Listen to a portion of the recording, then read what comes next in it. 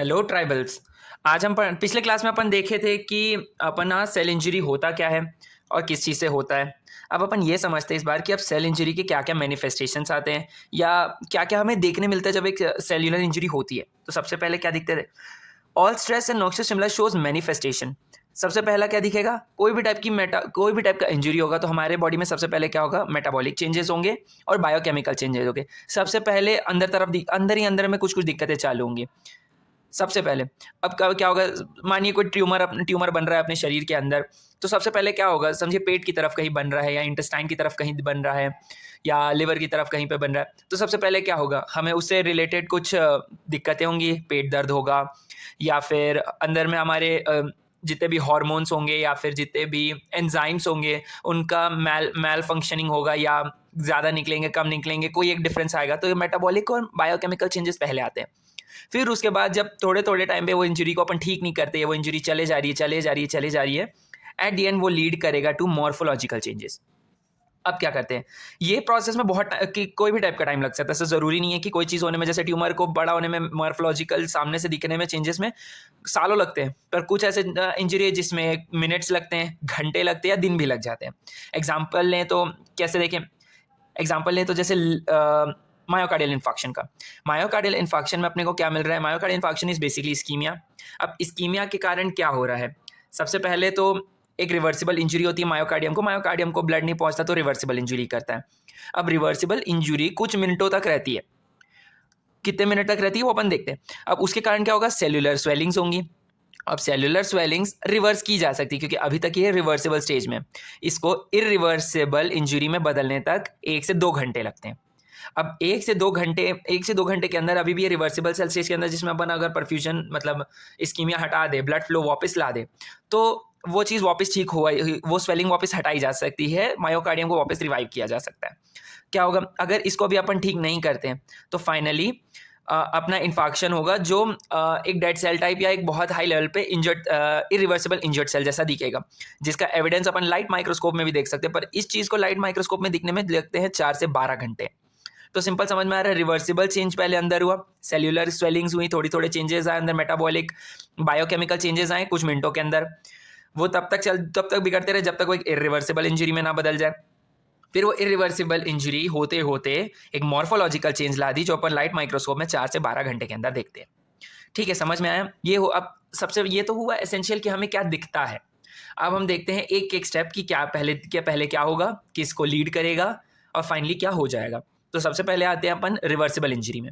अब reversible injury अपन सबसे पहली बार जब अपन पिछली वीडियो में देखे थे, सबसे पहली चीज़ होती है कि कोई माइल्ड या ट्रांजिएंट इंजरी होती है या प्रोलॉन्ग या एकदम शॉर्ट इंजरी या एकदम हल्की लेवल की इंजरी रिवर्सिबल इंजरी होती है, जिसको वापस ठीक किया जा सकता है। क्या होता है अब रिवर्सिबल इंजरी में? अपन इसको नॉर्मली देखें तो क्या है इसका definition? Functional and structural changes या alteration at early stage of injury और at any mild injury which are correctable if noxious stimuli और स्ट्रेस इज रिमूव्ड। मतलब क्या? कोई भी टाइप का फंक्शनल या स्ट्रक्चरल चेंज जो हमारा सेल करता है किसी एकदम क्विक इंजरी के अगेंस्ट या एकदम हल्की इंजरी के अगेंस्ट, ताकि वो ठीक किया जा सके अगर हमने उस पे होने वाले स्ट्रेस या नॉक्शियस स्टिमुलाई जो भी है उसे हम हटा दें। अब रिवर्सिबल इंजरी का सबसे कॉमन कॉज होता है हाइपॉक्सिया। अब हाइपॉक्सिया में अपने को दिखता क्या है? हाइपॉक्सिया में बेसिकली क्या, ऑक्सीजन कम पहुंच रहा है हमारी सेल को। अब ऑक्सीजन तो कम पहुंच रहा है तो क्या क्या होगा? सबसे पहले देखिए अपन, ऑक्सीजन की सप्लाई टिश्यू को कम हो गई।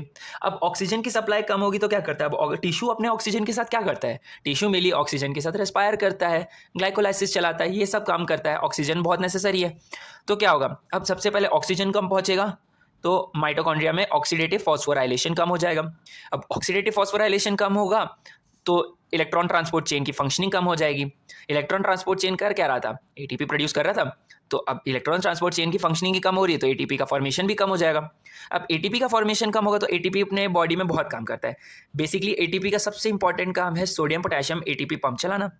अब सोडियम पोटेशियम एटीपी पंप इतना इंपॉर्टेंट है कि अपने सोडियम पोटेशियम इलेक्ट्रोलाइट मेंटेन करता है। उसके कारण सारे सॉल्यूट सॉल्वेंट्स जैसे वाटर हो गया और बाकी जितने भी अपने क्या नाम से इलेक्ट्रोलाइट्स है उनका बैलेंस भी मेंटेन करता है। इनके पोटेंशियल ग्रेडियंट के कारण, सबका पोटेंशियल और कंसंट्रेशन ग्रेडियंट के कारण सबका ग्रेडियंट मेंटेन्ड है। अब ये पोटेंशियल और कंसंट्रेशन ग्रेडियंट को मेंटेन करने वाली चीज़ की फंक्शनिंग गिरेगी। अब गिरी तो क्या होगा? सबसे पहला काम क्या होता है सोडियम पोटेशियम पंप का? सोडियम को सेल के बाहर रखना और पोटेशियम को सेल के अंदर रखना।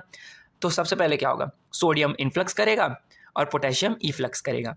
अब ये चीज़ हुई, तो अब अपने को क्या मिलेगा? अब अपने को पता है सोडियम बाहर रहता है तो एक पोटेंशियल तो कंसंट्रेशन ग्रेडियंट में रहता है। कंसंट्रेशन ग्रेडियंट के एनर्जी के कारण अपन सेकेंडरी एक्टिव ट्रांसपोर्ट में देखते हैं कि वाटर को अपने साथ लेके आता है, पर वहाँ पे चैनल की नीड पड़ती थी तो होता था। अब यहाँ पे चैनल की, अब यहाँ पे तो सीधा सीधा बड़ा सा दरवाज़ा ही खुल गया, क्योंकि सोडियम पोटेशियम पंप तो काम नहीं कर रहा है, तो पंप तो खुल गया। तो सोडियम फट से अंदर जाएगा और साथ में अपने पानी लेके जाएगा।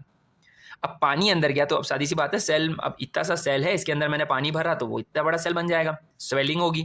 तो अपने को सबसे पहले क्या मिलेगा? Cellular swelling and organelle swelling. तो ये मिला। इस पानी के घुसने के कारण जो सेल्यूलर एंड ऑर्गेनेल्स में चेंज आए हैं, सेल और ऑर्गेनेल्स में जो चेंज आए हैं, उसको बोलते हैं अपन हाइड्रोपिक चेंज।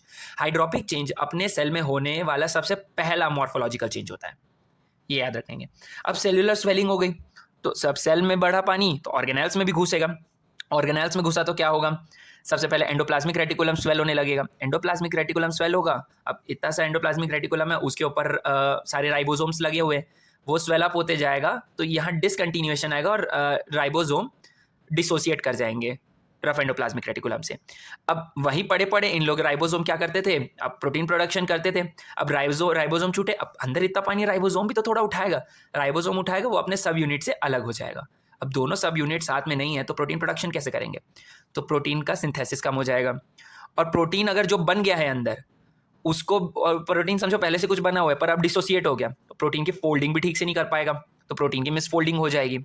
और मिसफोल्डेड प्रोटीन बहुत डेंजर चीज़ है और ये एपोप्टोसिस को भी लीड कर सकता है। पर वो बात की बात है। अभी क्या होगा? प्लाज्मा मेम्ब्रेन में अब अंदर इतना सेल भरा है, अब इतनी सी जगह के लिए बनाया गया प्लाज्मा मेम्ब्रेन, इतनी जगह के लिए कैसे फंक्शन कर पाएगा ठीक से? बिगड़ेगा ना। अब बिगड़ेगा तो क्या हो रहा है? नॉर्मल प्लाज्मा मेम्ब्रेन में ब्लेबिंग होगी। ब्लेबिंग मतलब उभार, एक इरेगुलरिटी स्ट्रक्चर में, ऐसा ये हो गया ब्लेबिंग, ये हो गया blebs. This is called blebs, blebs in plasma membrane. अब प्लाज्मा मेम्ब्रेन में ब्लेब्स हो गए और क्या क्या अंदर दिख सकते हैं? अब बहुत सारी सेल्स में अपने माइक्रोविलाई मिलते हैं अपने को। अब माइक्रोविलाई जब इतने सारे हैं तो अब जब नॉर्मल प्लाज्मा मेम्ब्रेन है तो वहाँ पे माइक्रोविलाई अपने आराम से नॉर्मल बैठे हुए हैं, इनफ डिस्टेंस में, अप्रोप्रिएट डिस्टेंस में अपना फंक्शनिंग कर रहे हैं। पर अब ब्लेबिंग हो गया, इरेगुलरिटी आ गई। इरेगुलरिटी आ गई तो क्या होगा? माइक्रोविलाई भी दूर होते जाएंगे या अलग होते जाएंगे, तो लॉस ऑफ माइक्रोविलाई होगा। अब माइक्रोविलाई का लॉस हो गया, अब अंदर क्या होगा? पानी इतना भर गया है कि क्रोमैटिन, अब अंदर जो क्रोमैटिन है, न्यूक्लियर क्रोमैटिन अपना जो डीएनए, वो क्लम्प करते जाएगा, वो फ्रैगमेंट होता जाएगा, टूटता जाएगा और क्लम्प होता जाएगा एक जगह, एक जगह पे सिमट के रह जाएगा। और क्या होगा? अपना प्लाज्मा मेम्ब्रेन नॉर्मल फॉस्फोलिपिड्स का बना है। अब फॉस्फोलिपिड्स, अब क्या होगा? अब मैंने इतना बढ़ा दिया, कहीं कहीं इरेगुलरिटी आ गई तो सादी सी बात है थोड़ा डैमेज होगा। डैमेज हो रहा है प्लाज्मा मेम्ब्रेन के फॉस्फोलिपिड्स, तभी तो ब्लेबिंग और ये सब बन रहा है। तो फॉस्फोलिपिड्स टूट टूट के सेल के अंदर माइलिन फिगर्स बना लेते हैं। ये माइलिन फिगर्स का फॉर्मेशन हो रहा है। और क्या क्या होगा? अब अंदर हाइड्रोपिक चेंजेस तो हो रहे, अब ईआर स्वेल कर रहा है, पर आजू बाजू भी तो बहुत बड़ा पानी है ना, बहुत ज़्यादा वाटर भरा हुआ है, तो उसके कारण क्या होगा? ईआर पिंच कर जाएगा ऐसे। तो एंडोप्लाज्मिक रेटिकुलम पानी के चेंजेस के कारण पिंच होता जाएगा और उसको ऐसे पिंच करता जाएगा। और क्या क्या होगा? अब ये हाइड्रोपिक स्वेलिंग का कहीं कहीं पे कुछ अलग अलग नाम होता है, क्योंकि अलग अलग टाइप का अपीयरेंस देता है। तो क्या होगा? किडनी में अगर ये हो रही है तो किडनी में क्या हो रही है? क्लाउडी स्वेलिंग्स हो रही है। लिवर में होता है तो लिवर में इसको बोलते हैं बलूनिंग बोलते हैं, और ये बेसिकली हेपेटाइटिस के टाइम ज़्यादा होता है, ये हेपेटाइटिस के टाइम दिखता है अपने को। और क्या होगा? रेडिएशन या टॉक्सिन अपन देते हैं तो वो भी एटीपेज के फंक्शनिंग को डैमेज करता है, सीधा एटीपेज को डैमेज करता है, तो उसके कारण माइटोकॉन्ड्रियल कॉम्प्लिकेशंस आएंगे जो अपन ऊपर देखें। और क्या आया? अब अपने को पता है ऑक्सीजन आता है तो ग्लाइकोलाइसिस होता है।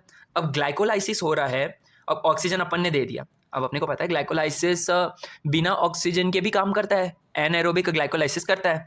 तो होगा क्या? अब सेल्यूलर एनर्जी मेटाबॉलिज्म ऑल्टर हो रहा है क्योंकि अपने पास ऑक्सीजन की कमी है। अब ऑक्सीजन की कमी है तो उसके कारण ऑक्सीडेटिव फॉस्फोराइलेशन नहीं हो रहा है। ऑक्सीडेटिव फॉस्फोराइलेशन नहीं हो रहा तो एटीपी नहीं बन रहा। अब एटीपी नहीं बढ़ रहा तो एएमपी का अक्यूमुलेशन हो रहा है, अंदर एएमपी बढ़ता जा रहा है।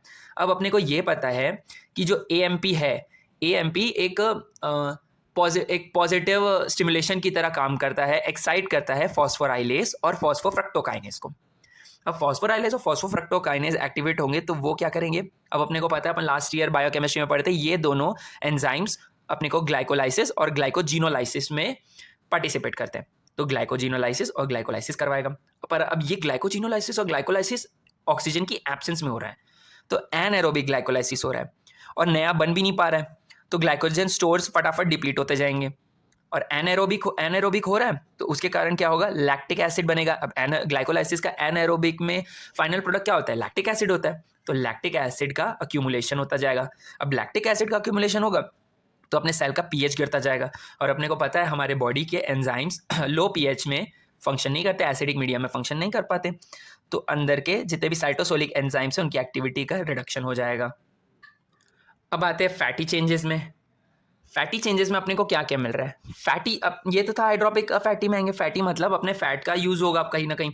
तो कॉमनली कहाँ कहाँ मिलता है, जहाँ अपनी बॉडी में फैट का मेटाबॉलिज्म आता है वहाँ सबसे कॉमनली तो दिखता ही है ये। फॉर एग्जांपल कि अपने यहाँ फैट का सबसे ज़्यादा मेटाबॉलिज्म कौन कराता है, लिवर कराता है, तो लिवर में ये चेंजेस ईजिली दिखते हैं। और क्या क्या दिखेगा अब देखते हैं। इसका फैटी चेंजेस अपने को कहाँ मिलता है, जब कोई भी टॉक्सिक सब्सटेंस अपने मेटाबॉलिज्म पाथवे को इंटरफियर करता है तो वहाँ पे ट्राइग्लिसराइड या फैट का अक्यूमुलेशन हो जाता है।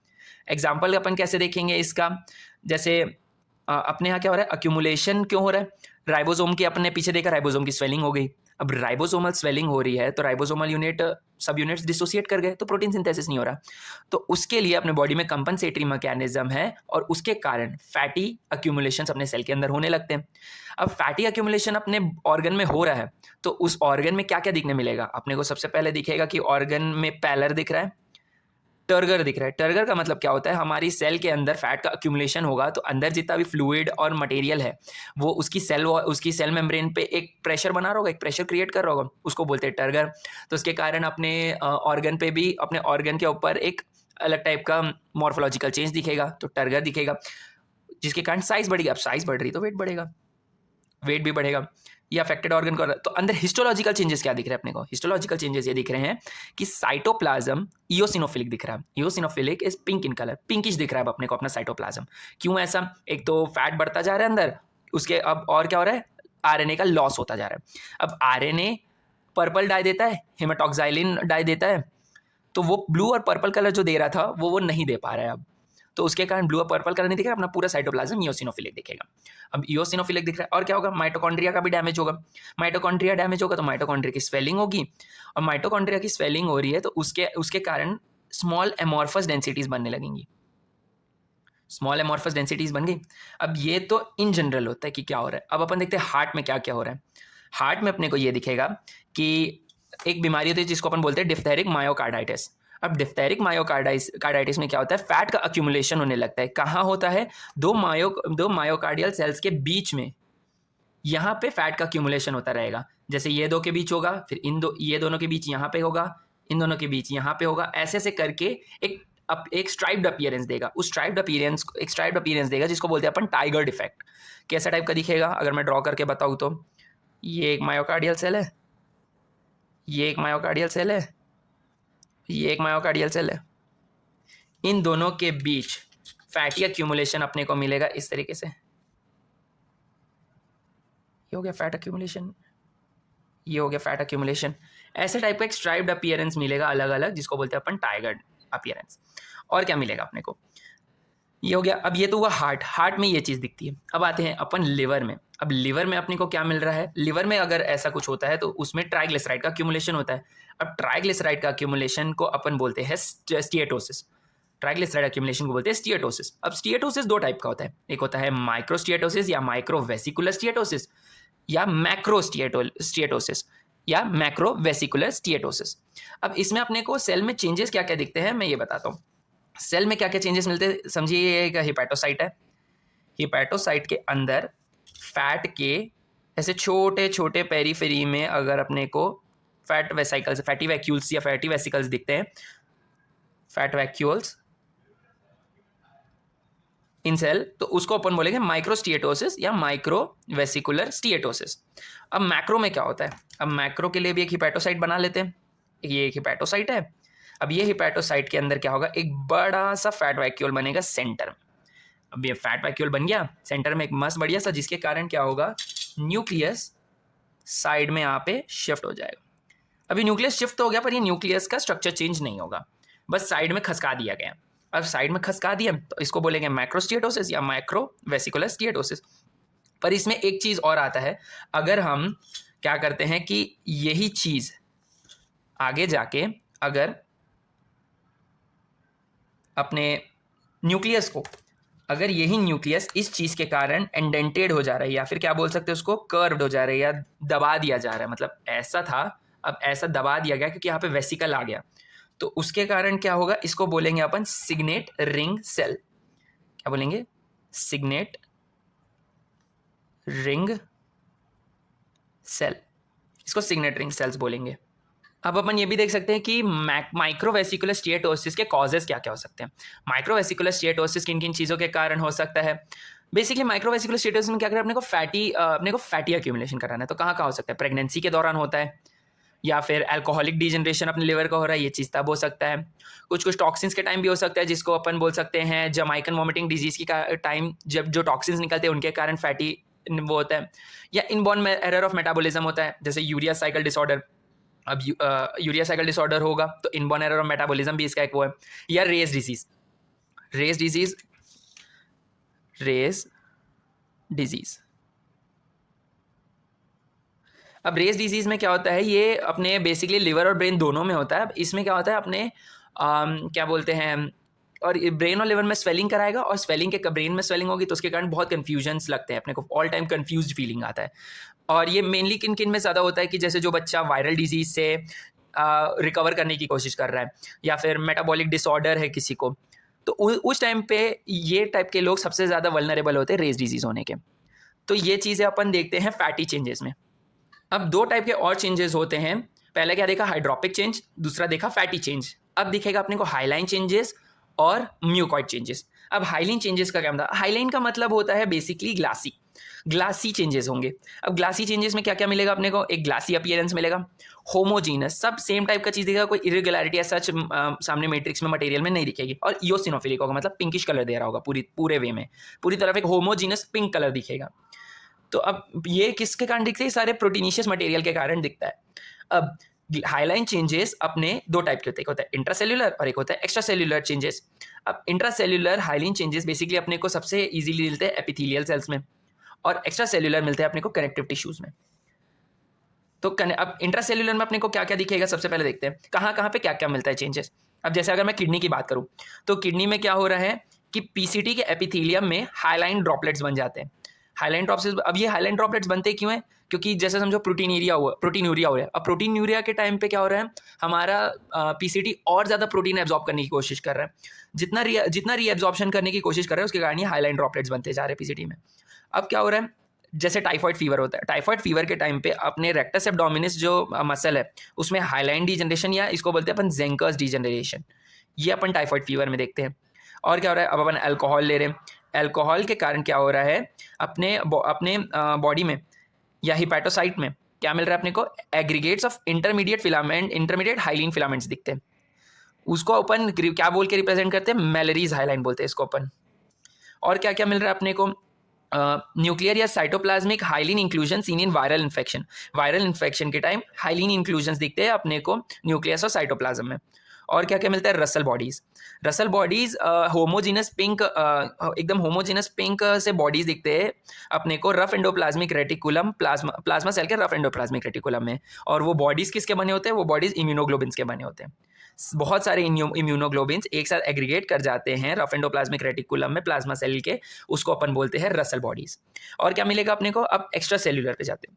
एक्स्ट्रा सेल्यूलर में अपने को क्या क्या मिलेगा, अब एक्स्ट्रा सेल्यूलर अपने को कनेक्टिव टिश्यूज में दिख रहा है, तो अपन सबसे पहले आते हैं लायोमायोमास में। अब leiomyomas is basically hyaline degeneration of uterus का हाइलिन डीजनरेशन होता है। यूट्रस डीजनरेशन देंगे तो उसका अपन अगर हिस्टोलॉजिकल एक स्लाइड देखेंगे तो अपने को पूरा हाइलिन चेंजेस दिखेंगे उसके अंदर। और क्या क्या मिलेगा, हाइलिनाइज्ड ओल्ड स्कार ऑफ फाइब्रोकोलाजिनस टिश्यू। और क्या मिलेगा, हाइपरटेंशन या डायबिटीज़ के टाइम पे अपने को क्या मिलता है, अपने को मिलता है हाइलिन आर्टीरियोलोस्क्लेरोसिस मिलता है। ये होता है अपने को बेसिकली रीनल वेसल्स में मिलता है। और कहाँ कहाँ मिलेगा, अब ये हुआ। अब किडनी में जाते हैं, किडनी में क्या क्या डैमेज मिलेगा? क्रॉनिक ग्लोमेरुलोनेफ्राइटिस के टाइम क्या होता है? एकदम हाइलिनस ग्लोमेरुलाई बनेगा। ग्लोमेरुलाई का स्ट्रक्चर देखेंगे अपन इस टाइम पे तो एकदम हाइलिनेटेड दिखेगा। और क्या मिल रहा है अपने को? एक बीमारी जिसको बोलते हैं अपन corpora amylacea. Corpora amylacea basically elder time पे ज़्यादा मिलता है, ओल्ड एज में ज़्यादा दिखता है। उसमें क्या मिलता है अपने को? हाइलिन लैमिना के कंसेंट्रेट राउंड मासेस ऐसे दिखेंगे एक दूसरे के आजू बाजू, कंसेंट्रिक हाइलिन लैमिना मिलेंगे। कहाँ कहाँ मिलेंगे? अब ओल्ड एज में एनलार्ज प्रोस्टेट के टाइम दिखेंगे, ओल्ड एज में ब्रेन और ओल्ड स्पाइनल कॉर्ड में ये सब दिखेंगे, या लंग के पुराने इन्फार्क्ट्स में दिखेंगे, ये चेंजेस वहाँ दिखते हैं। ये हो गया अपने हाइलिन चेंजेस। अब हाइलिन चेंजेस के बाद आते हैं म्यूकॉइड चेंजेस में। Mucoid changes is basically mucus like. Mucoid मतलब म्यूकस लाइक। अब अपने को पता है अपना म्यूकस निकलता कहाँ से? म्यूकस ग्लैंड बनाता है। अब म्यूकस का मेन जो इंग्रेडिएंट बोल सकते हैं या मेन जो कंस्टिट्यूएंट है वो है म्यूसिन। अब म्यूसिन कौन बनाता है? या तो म्यूकस मेम्ब्रेन बनाता है या तो सीधा म्यूकस ग्लैंड ही बना देता है। और कनेक्टिव टिश्यू में कुछ कुछ जगह भी बनाता है, जैसे ground substance of umbilical cord भी म्यूसिन प्रोड्यूस करता है। अब कनेक्टिव टिश्यू के म्यूसिन को अपन बोलते हैं मिक्सॉइड। अब ये थोड़ा डिफरेंशियल हेल्प के लिए होता है कि एपिथेलियल और कनेक्टिव टिश्यू के म्यूसिन को डिफरेंशिएट करने के लिए ये नाम दिया गया। अब इन दोनों को डिफरेंशिएट करने के लिए अपन क्या यूज़ करते हैं? पीरियोडिक एसिड शिफ्ट यूज़ करते हैं, जिसको शॉर्ट में PAS या पास बोलते हैं अपन। अब पीरियोडिक एसिड शिफ्ट क्या देगा? अगर एपिथेलियल सेल का म्यूसिन PAS का पॉजिटिव स्टेनिंग देगा, और मिक्सॉइड ऑफ कनेक्टिव टिश्यू या म्यूसिन ऑफ कनेक्टिव टिश्यू ये स्टेन नहीं देगा, नेगेटिव टेस्ट मिलेगा अपने को। अब ये सब चेंजेस हो रहा है, म्यूकॉइड चेंजेस हो रहा है। अब देखते हैं एपिथेलियल म्यूसिन कहाँ बढ़ता है, किस बीमारी में या किस जगह पे एपिथेलियल म्यूसिन इंक्रीज होगा। तो सबसे पहला है कि catarrhal inflammation of mucous membrane. Catarrhal inflammation is basically inflammation of mucous membrane, एक शॉर्ट फॉर्म में लिखने का तरीका।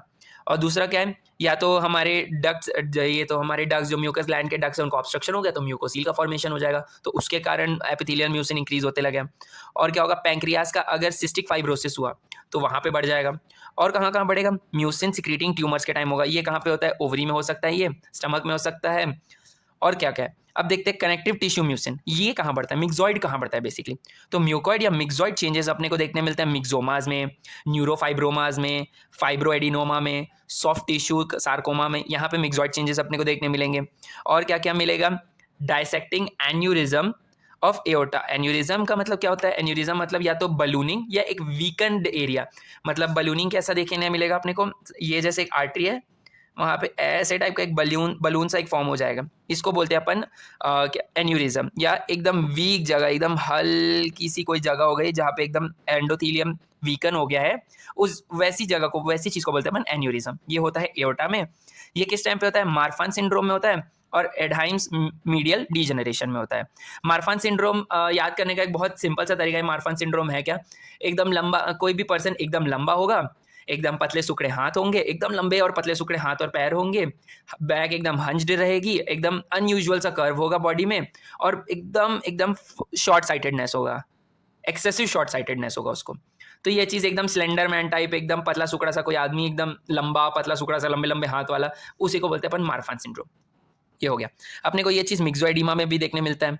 और कहाँ देखने मिलेगा कि myxoid changes is seen in the synovium in ganglion in the wrist के गैंग्लियन में ये देखने मिलता है।